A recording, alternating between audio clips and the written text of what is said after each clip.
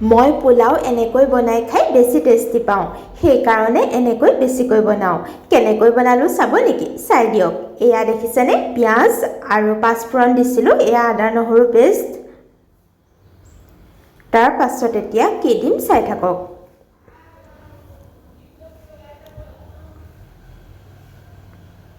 তাৰ পাছত এয়া জলকীয়া, কেঁচা জলকীয়া। তাৰ পাছত এয়া গাজৰ আৰু আলু, কেপচিকাম পিছত দিলেও হয়, বাকীখিনি পিছত দিম।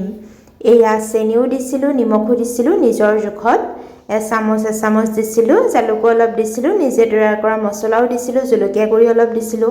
তাৰ পাছত পিঁয়াজ আকৌ এনেকৈ দিছিলোঁ। এই ভাত হিচাপে বনাই লৈছিলোঁ, চাউলখিনি সিজাই লৈছিলোঁ। তাৰ পাছত এইখিনি দি দিলোঁ।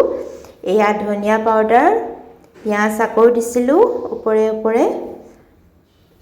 তাৰ পাছত এয়া হৈছে মেথি পাত, এয়া জালুক আৰু অলপ দিছিলোঁ, নিমখ কম হোৱাত আকৌ অলপ দিছিলোঁ। এয়া হৈ গ'ল পোলাও।